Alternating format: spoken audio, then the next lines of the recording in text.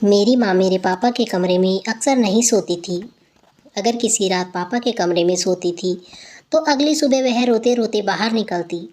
एक दिन मम्मी सोई हुई थी, तभी मैं मम्मी की चादर लेकर पापा के कमरे में चली गई। फिर जो पापा ने मम्मी समझकर मेरे साथ किया वो सुनकर आपके होश उड़ जाएंगे। मेरी आँख खुली तो मैंने मम्मी को सिसकते हुए देखा। वह मेरे बिस्तर के पास बैठी बुरी तरह रो रही थी। अपनी माँ को ऐसे ही देखकर हमेशा मेरा दिल तड़प जाया करता था, लेकिन मैं चाहकर भी कभी उनसे कुछ नहीं पूछ सकती थी। अक्सर ही सुबह मम्मी का ऐसा हाल होता था।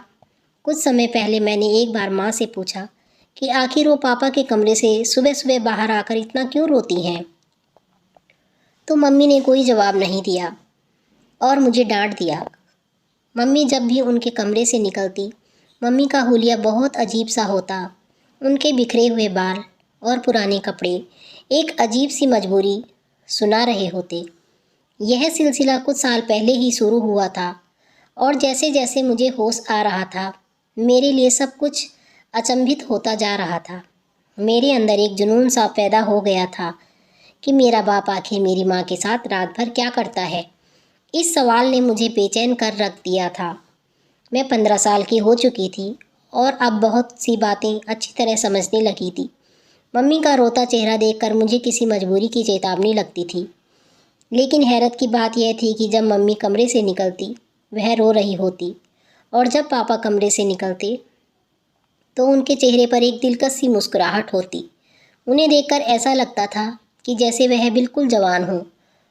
वो कुछ न कुछ गुनगुनाते ही रहते थे, जैसे बहुत खुश हो। और मम्मी का हाल देखकर ऐसा होता था कि मम्मी पापा के कमरे से निकलने के बाद दोबारा उनके सामने से भी जाने से डरती थी। वो उनका नाश्ता भी मेरे हाथ ही उनके कमरे में भेज देती। खुद सारा वक्त किचन में खड़ी रहती और आंसू बहाती रहती, या तो बाथरूम में बंद हो जाती। मम्मी की हालत देख देख कर मुझे बहुत तरस आता था।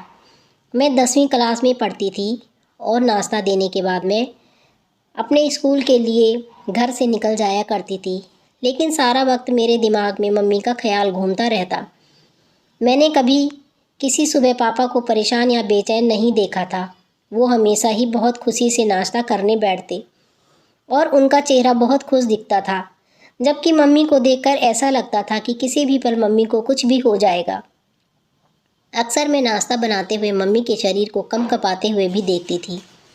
मेरा दिल चाहता था कि मैं मम्मी से पूछूं कि पापा उनके साथ रात में ऐसा क्या करते हैं जो उनका इतना बुरा हाल हो जाता है। मगर पापा के नाम से मम्मी के चेहरे पर खौफ नज़र आने लगता था। मम्मी हर रात पापा के कमरे में सोने के लिए नहीं जाती थी, बल्कि वह मेरे साथ ही सोती थी।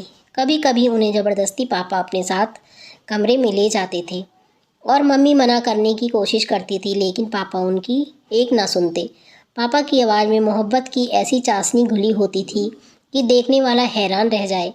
लेकिन मैं अच्छी तरह जानती थी पापा मम्मी को कमरे में ले जाकर यकीनन उनके साथ कुछ गलत करते हैं। किसी भी औलाद के लिए अपनी माँ को रोता तड़पता देखना बहुत ही मुश्किल काम है, और मेरा भी ऐसा ही हाल था। ना तो मैं पढ़ाई पर ध्यान दे रही थी और ना ही घर में मेरा दिल लगता था। मेरा दिल चाहता था कि मैं किसी भी तरह अपनी माँ को पापा के कमरे में ना जाने दूँ, लेकिन मैं किसी तरह पापा को मना नहीं कर सकती थी। पापा तो मेरे सामने मम्मी के साथ बहुत ही मोहब्बत से पेश आते थे। घर के माहौल ने मुझे इस कदर परेशान कर दिया था कि मैं छमाही इम्तिहान में बुरी तरह से फ़ेल हो गई। मैंने मम्मी पापा को रिजल्ट नहीं दिखाया, लेकिन मेरे दोस्त हैरान थी क्योंकि मैं पढ़ाई में बहुत अच्छी थी। वो बार बार मुझसे पूछने लगी कि मेरा ध्यान कहाँ रहता है। मैंने उससे मम्मी और पापा के बारे में बता दिया। तुम्हारे पापा अंग्रेज़ी फिल्में तो नहीं देखते? सलोनी ने अचानक से सवाल किया। मैं हक्का बक्का होकर देखने लगी। फिल्म का भला इससे क्या लेना देना? वह अलग निगाह से मुझे देखने लगी और मैं समझ ना पाई। उसने बात बदल दी, लेकिन मेरी सुई उसकी बात पर अटक गई। आखिर सलोनी ने यह सवाल क्यों पूछा? मैं घर वापस आई तो मैंने मम्मी के चचेरे भाई आर्यन अंकल बैठे हुए थे। वो दोपहर को हमारे घर आते थे। मम्मी की बचपन से ही उनसे बहुत अच्छी दोस्ती थी। मम्मी बताती थी कि वो बचपन से ही एक साथ रहते थे। फिर आर्यन अंकल दुबई चले गए और मम्मी की शादी पापा से हो गई। मम्मी की शादी को 17 साल हो चुके थे और मैं उनकी इकलौती बेटी थी। कुछ साल पहले शायद सब ठीक था, पर मैं ही छोटी और नासमझ थी। लेकिन कुछ साल से मुझे अच्छी तरह मम्मी की हालत समझ आने लगी थी। मैं जान गई थी मेरा बाप अच्छा आदमी नहीं है, वह मेरी माँ की तकलीफ़ की वजह है, और इसी बात ने मेरे दिल में अपने बाप के लिए दुश्मनी पैदा कर दी थी। आर्यन अंकल से मेरी मम्मी की बहुत अच्छी दोस्ती थी। वो साल भर पहले ही इंडिया वापस आए थे और मम्मी से मिलने के लिए अक्सर आते थे, लेकिन मम्मी को उनका आना अच्छा नहीं लगता था। आर्यन अंकल के जाने के बाद मम्मी अक्सर मुझे कहती थी कि अगर तुम्हारे पापा को पता चला कि आर्यन मिलने आता है तो बहुत बुरा होगा। मैं माँ को दिलासा देती कि पापा को कैसे पता चलेगा, पापा सुबह काम पर जाते हैं, रात को ही घर आते हैं। मुझे तो आर्यन अंकल बहुत ही अच्छे लगते थे। वो हमेशा आते थे और मम्मी का मूड अच्छा करके जाते थे। मेरे लिए भी बहुत से सामान लेकर आते थे। पापा की आमदनी इतनी कम थी कि गुजर बसर भी बहुत मुश्किल से होता था। मम्मी ना जाने कैसे पापा जैसे जालिम इंसान के साथ ज़िंदगी गुजार रही थी। रात में मैंने अपना और मम्मी का बिस्तर लगाया और मम्मी के साथ आंखें बंद करके लेट गई। थोड़ी देर में पापा मेरे कमरे में आए। मम्मी ऐसे मेरे साथ ही सोने के लिए लेटी हुई थी। पापा ने उन्हें साथ चलने को कहा तो मम्मी ने दबी दबी आवाज़ों में इनकार किया। मैंने आंखें नहीं खोली थी। मैं सुनना चाहती थी कि पापा मम्मी से क्या कहते हैं। चल ना कृतिका, मैं तुझे बिल्कुल तंग नहीं करूँगा, वादा।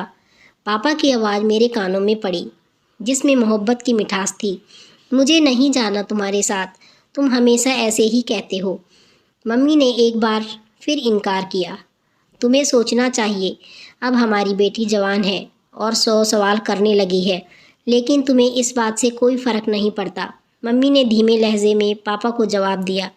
पापा ने ज़बरदस्ती मम्मी का हाथ पकड़ा और उठाया और अपने साथ लेकर चले गए। मुझे अजीब सी घबराहट होने लगी थी। पापा मम्मी के साथ न जाने क्या करते हैं, और सलोनी की अंग्रेजी फ़िल्म वाली बात से मेरे दिमाग में अटक गई थी। 2 घंटे गुजर गए थे, लेकिन मम्मी वापस नहीं आई थी। मैं पानी पीने के लिए कमरे से निकलकर बावर्ची खाने में गई। मम्मी थोड़ी ही देर में मेरे पीछे चली आई। मैंने एक गहरी निगाह मम्मी पर डाली, जिनके बाल बिखरे हुए थे। जिस बात ने मुझे चौंकाया वह मम्मी का कमीज का आस्तीन भी फटा हुआ था। मम्मी को मेरी नज़रों का एहसास हो गया था। उन्होंने जल्दी से दुपट्टे को अच्छी तरह से लपेट लिया और मेरे सामने ही मम्मी ने सुबह जल्दी सही जोड़ा पहना था। लेकिन फिर अचानक ही मम्मी का आस्तीन कैसे फट गया। मम्मी मुझसे पूछ रही थी कि मैं इतनी रात को क्यों जाग रही हूँ। मैंने झूठा बहाना बनाया कि मैं उठकर पानी पीने आई थी। मम्मी मेरे साथ वापस मेरे कमरे में आ गई। मैंने सोने के लिए आंखें बंद कर ली, लेकिन मुझे मम्मी की सिसकियों की आवाज़ सुनाई दे रही थी। मेरा दिल चाह रहा था कि मैं उठकर अपनी मम्मी को तसल्ली दूं और दिल में आए सारे सवाल को ज़ुबान पर ले आऊं, लेकिन मैं अपनी जगह खामोश पड़ी रही। पापा सुबह सुबह ऐसे तैयार होकर कमरे से निकले थे जैसे कोई जवान लड़का हो। पापा की आमदनी कम थी, लेकिन पापा हमेशा खुश रहते, मुस्कुराते रहते और काम पर हमेशा ऐसे ही तैयार होकर जाते जैसे कि कोई सेठ आदमी हो। मैंने उल्टी निगाह अपने बाप पर डाली, जिससे मुझे आज भी नफ़रत महसूस हो रही थी। पापा के आगे नाश्ता रखकर मैं स्कूल चली गई।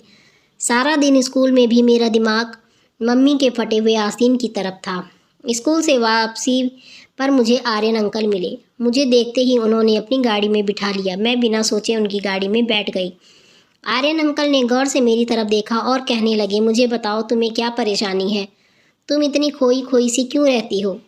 मैं इस कदर जज्बाती हो गई कि मैंने आर्यन अंकल को सारी बात कह दी। मेरी बात सुनकर आर्यन अंकल कहने लगे कि तुम्हें अंदाज़ा है कि मेरा बाप अच्छा आदमी नहीं है। तुम अपनी माँ को अपने बाप से आज़ादी क्यों नहीं दिलवा देती? कब तक तुम दोनों उनके जुल्म की चक्की में पिसती रहोगी? आर्यन अंकल ने बहुत ही फिक्रमंदी से मुझे एडवाइस दी, जिसे सुनकर मेरे होश उड़ गए। मैं पापा को छोड़ने के बारे में सोच ही नहीं सकती थी। पापा ने मेरे साथ कभी ऊंची आवाज़ में बात तक नहीं की थी। फिर मैं पापा को जालिम कैसे कहती? मैं तो यह भी नहीं जानती थी कि बंद दरवाजे के पीछे मम्मी और पापा के दरमियान क्या होता है। आर्यन अंकल की बात सुनकर मैं सोच समुंदर में डूब गई। बहुत सोचने के बावजूद भी मुझे पापा की कोई ऐसी बात याद नहीं आई थी जिससे मैं उन्हें जालिम करार देती। लेकिन मम्मी की तड़फ और आंसू पापा को जालिम साबित करते थे। आर्यन अंकल मुझे स्कूल से लेकर घर आए और खुद भी अंदर गए। मम्मी हम दोनों को देखकर खुश हो गई थी।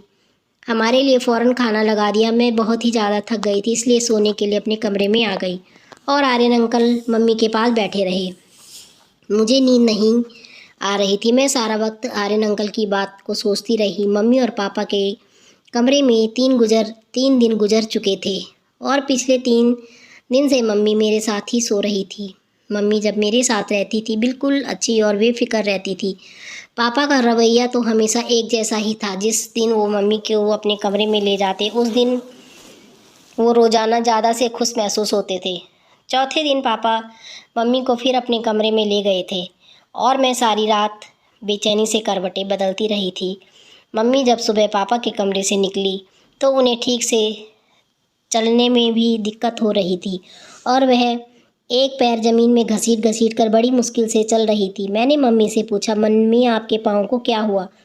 तो कहने लगी, छोटी छोटी बातों पर ध्यान ना दिया करो और दिल लगाकर पढ़ाई करो। अगर तुम्हारा 10वीं का रिजल्ट अच्छा नहीं आया तो तुम्हारे पापा उसका जिम्मेवार भी मुझे ही समझेंगे। मम्मी की आंखों से टिप टिप आंसू गिरने लगे और पापा के लिए नाश्ता बनाने चली गई। उसके बाद दोबारा किचन से बाहर ना आई।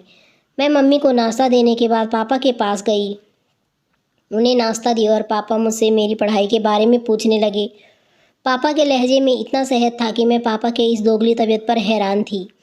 पापा किसी तरह भी सख्त और जालिम नहीं थे, बल्कि मम्मी की हालत चीख चीख कर पापा के जुल्म की दास्तां सुनाती थी। मैं पापा को नाश्ता देने गई।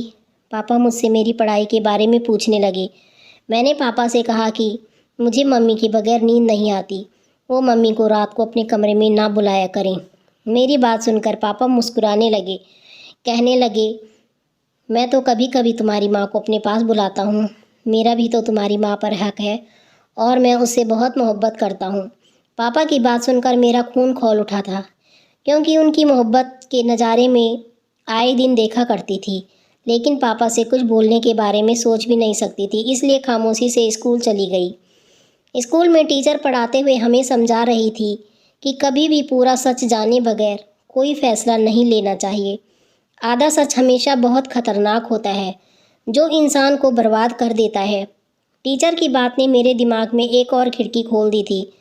मैंने सोच लिया था कि पापा का पूरा सच जानकर रहूँगी और फिर मैं अपनी माँ को अपने पापा से आज़ादी दिलवाऊंगी।